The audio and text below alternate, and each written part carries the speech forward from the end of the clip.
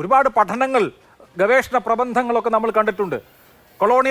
കൊളോണിയലിസത്തിന്റെ സ്വാധീനം മലയാള സാഹിത്യ മേഖലയിൽ, അങ്ങനെ ഒരു ഗവേഷണം നടത്താം, ഒരു പഠനം നടത്താം, അതിന്റെ റിപ്പോർട്ട് പ്രസിദ്ധീകരിക്കുക. ഇന്ന് പറയുന്ന പോലെ മലയാള സിനിമയിലെ പുരുഷാധിപത്യത്തിന്റെ സ്വാധീനം എത്ര എന്നൊരു പഠനം നടത്തി, ഒരു കോൺക്ലേവ് നടത്തി, ഒരു പവർ പോയിന്റ് പ്രസന്റേഷനൊക്കെ നടത്താൻ വേണ്ടിയിട്ടാണോ സർക്കാർ ഈ കോടിക്കണക്കിന് രൂപ ചെലവഴിച്ച് ഈ കമ്മിറ്റി ഉണ്ടാക്കിയത്? അതിനപ്പുറത്ത് എന്ത് ആക്ഷൻ എന്നിപ്പോ കോടതി തന്നെ ചോദിക്കുകയാണ്. അഭിലാഷ്, ആക്ഷൻ വേണമെന്ന് തന്നെ എല്ലാവർക്കും അഭിപ്രായം. പക്ഷേ ഏക ഡിഫറൻസ് ഓഫ് ഒപ്പീനിയൻ എന്താ? ഇത് രാഹുൽ ഈശ്വറിന്റെ മാത്രമല്ല, നടി രേവതിയുടെ കാഴ്ചപ്പാടെന്താ? ശ്രീമതി ഭാഗ്യലക്ഷ്മി മുമ്പോട്ട് വെച്ച നിലപാടെന്താ?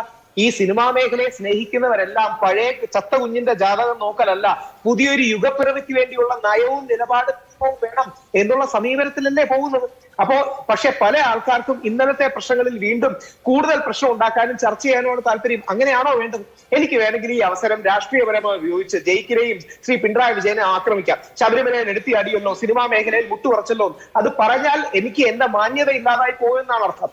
സിനിമാ മേഖലയെ നന്നാക്കാനുള്ള സമഗ്രമായ ഇടപെടൽ വേണം, കക്ഷി രാഷ്ട്രീയത്തിന് അതീതമായി. ഒരുപാട് നന്മയുള്ളതാണ് നമ്മുടെ സിനിമാ മേഖല, പക്ഷെ പല പ്രശ്നങ്ങളും ഉണ്ട്. ഇന്ന് WCCയുടെ ഇറക്കമായി വന്ന ഒരു പ്രസ്താവന പല മാധ്യമങ്ങളിലും കണ്ടു. ഈ റിപ്പോർട്ട് ഉപയോഗിച്ച് സ്ത്രീകളെ പലരും അവഹേളിക്കുന്നു. അങ്ങനെ സിനിമാ മേഖലയിലെ സ്ത്രീകളെയും പുരുഷന്മാരെയും എല്ലാം അവഹേളിച്ച് ഇതൊരു മാഫിയാണ്, അധോലോകമാണെന്ന് ചിത്രീകരിച്ചുകൊണ്ട് ആർക്കാണ് ഗുണം? അവിടെയാണ് നമുക്ക് പക്വമായി സംയമനത്തോടെ സമവായത്തോടെ മുമ്പോട്ട് പോകുന്ന ഫ്യൂച്ചറിസ്റ്റിക് ആയ ഒരു നിലപാടല്ലേ വേണ്ടത്. കോൺക്ലേവ് നല്ല ആശയമാണ്, കോൺക്ലേവ് പോലത്തുള്ള ആശയങ്ങളല്ലേ വരേണ്ടത്. പകരം പറ്റുന്നത് എന്താ? 2019 ഹിമാചൽ പ്രദേശ് ഹൈക്കോടതിയിൽ ജിതേന്ദ്രക്കെതിരെ എടുത്തൊരു FIR-ൽ കോടതി പറയുന്നത് ഇത് ഇൻഹറന്റ്ലി അബ്സേർഡ് ആണെന്നാണ്. ഇത് അബ്സേർഡ്, ഇത് വിഡ്ഢിത്തരമാണെന്നാണ്. 48 വർഷം മുമ്പ് തന്നെ പീഡിപ്പിച്ചു എന്ന് പറഞ്ഞ് ജിതേന്ദ്രക്കെതിരെ ഒരു പെൺകുട്ടി കേസ് കൊടുത്തു. അപ്പം കോടതി ചോദിച്ചു, ഇത് പ്രൂവ് ചെയ്യാനും ഡിസ്പ്രൂവ് ചെയ്യാനും ഒക്കെ എങ്ങനെയാ സാധിക്കുക? ഇത് ഇൻഹറന്റ്ലി അബ്സേർഡ് ആണ്, വേഗ് ആൻഡ് അബ്സേർഡ് എന്നാണ് കോടതി എന്ന് ഉപയോഗിച്ചത്. അപ്പൊ പ്രായോഗികതയില്ലാതെ കയ്യടിക്ക് വേണ്ടി നിലപാടുകൾ എടുക്കാൻ നമ്മൾ ശ്രമിക്കരുത്. പ്രായോഗിക ബുദ്ധിയോടെ മുമ്പോട്ട് നോക്കുന്ന പ്രശ്നങ്ങളിൽ താങ്കളും അഭിഭാഷകനാണല്ലോ, താങ്കൾ ലോ പഠിച്ചിട്ടുണ്ടല്ലോ. കേരള ഹൈക്കോടതിയുടെ ഡിവിഷൻ ബെഞ്ചിന് മുമ്പിൽ ഈ റിപ്പോർട്ട് പൂർണ്ണ രൂപത്തിൽ എന്ന് പറഞ്ഞാൽ ഒഴിവാക്കിയ ഭാഗങ്ങളോട് ചേർത്ത് പൂർണ്ണ രൂപത്തിൽ വരികയാണ്. അപ്പൊ ആ ഒഴിവാക്കിയ ഭാഗത്ത്, ഒഴിവാക്കിയ ഭാഗത്തും ഒഴിവാക്കാത്ത ഭാഗത്തും ഒക്കെ കോഗ്നിസിബിൾ ഒഫൻസസിന്റെ കമ്മീഷനെ കുറിച്ചുള്ള ധാരാളം വിവരങ്ങൾ വരികയാണ്. അപ്പോൾ ഈ ഒഫൻസുകളൊക്കെ ഇവിടെ നടന്നിട്ടുണ്ട് എന്ന് ഹൈക്കോടതിക്ക് പ്രഥമ ദൃഷ്ട്യാ ബോധ്യമാവുകയാണ്. ആര് ചെയ്തു, ആരതിന് ഇരയായി എന്നൊക്കെ ഉള്ളത് രണ്ടാമത്തെ വിഷയം. പക്ഷെ ഇത്രയും കുറ്റകൃത്യങ്ങൾ ഇവിടെ നടന്നിട്ടുണ്ട് എന്ന് ബോധ്യമാവുമ്പോൾ കോടതിക്ക് ശരി, എന്നാ പിന്നെ ഇനി ഫ്യൂച്ചറിസ്റ്റിക് ആയിട്ട് തീരുമാനിച്ചാൽ മതിയല്ലോ, ഇനി എന്ത് ചെയ്യാൻ പറ്റും എന്നുള്ള നിലയിൽ മാത്രം ആലോചിക്കാൻ പറ്റുമോ? അല്ല, രണ്ട് കാര്യങ്ങളാണ്. ഒന്ന്, കോടതി എന്ന് പറഞ്ഞത് ഒരു സീൽഡ് കവറിൽ കൊടുക്കണമെന്നാണ്. രണ്ട്, വ്യക്തികളുടെ സ്വകാര്യത ലംഘിക്കരുത്. ഏതൊക്കെ വ്യക്തികളുടെ? ഇവിടെ പലർക്കും കൺസേൺ ഈ വിക്ടിംസിന്റെ മാത്രമാണ്, അത് വേണം. പക്ഷേ ഈ വിക്ടിംസ് പറയുന്ന പല ആരോപണങ്ങൾ, ആ ആരോപണങ്ങൾ ശരിയുണ്ടാകാം, തെറ്റുണ്ടാകാം. അഭിലാഷ് പോലും ഉപയോഗിക്കുന്ന പദപ്രയോഗം നോക്കൂ, കുറ്റകൃത്യങ്ങൾ വെളിപ്പെട്ടു എന്ന് ആരോപണങ്ങളാണ് വന്നിട്ടുള്ളത്. ആ ആരോപണം ശരിയാകാം, തെറ്റാകാം. ഹൈക്കോടതി പറഞ്ഞു.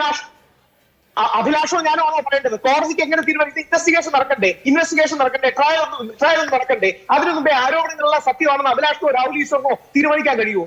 അപ്പോ ഏകപക്ഷീയമായി ഇനി രണ്ട് ഉപയോഗിച്ചത് ഒഫൻസസ്, എക്സ്പ്ലോയിറ്റേഷൻ തുടങ്ങിയ വാക്കുകളാണ്. ഇപ്പോൾ ആരോപണങ്ങൾ മാത്രമല്ലേ, ഇത് ഒഫൻസസ് ആകണ്ടേ? അങ്ങനെ ഒരു പ്രക്രിയ ഇല്ലേ? ഇപ്പൊ തന്നെ നമ്മൾ ആലോചിച്ച് നോക്കൂ. നമ്മുടെ നാട്ടിൽ പറ്റും പറയുന്നത് ദിലീപിനെ ജയിലിലിട്ട് നല്ല, വിജയബാബുവിനെ ജയിലിലിട്ട് നല്ലതായി, അല്ലെങ്കിൽ ഒമർ ലുലുവിനെ, അവരെല്ലാം കോടതി എടുത്ത സമീപനം എന്താണ്?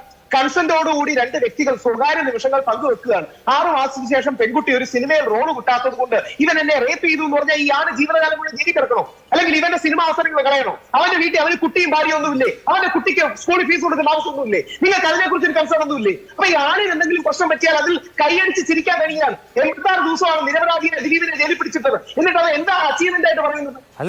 നിരപരാധിയാണ് ആ കേസിലെ വിധി വന്നോ? അദ്ദേഹം പ്രതിയായ കേസിലെ വിധി, വിചാരണ കോടതിയുടെ വിധി വന്നോ? ശ്രീ രാഹുൽ ഈശ്വർ, താങ്കൾ എന്നോട് പറയുന്നു ഇവരെ ആരെയും കുറ്റവാളിയായി പ്രഖ്യാപിക്കരുതെന്ന്. കുറ്റവാളിയായി പ്രഖ്യാപിക്കുന്നില്ല. പക്ഷെ ഇവരുടെ ആരുടെയെങ്കിലും കേസിൽ ഈ ജുഡീഷ്യൽ പ്രോസസ്സിന് ശേഷമുള്ള വിധി വന്നോ? ഇല്ലല്ലോ. അപ്പൊ പിന്നെ രാഹുൽ ഈശ്വർ ഇപ്പോഴേ ഇവർക്ക് കുട്ടിയുണ്ട്, കുട്ടിക്ക് ഫീസ് കൊടുക്കണം, ഇവരെ നിരപരാധിയായി പ്രഖ്യാപിച്ചു എന്ന് പറഞ്ഞാൽ ശരിയാവോ?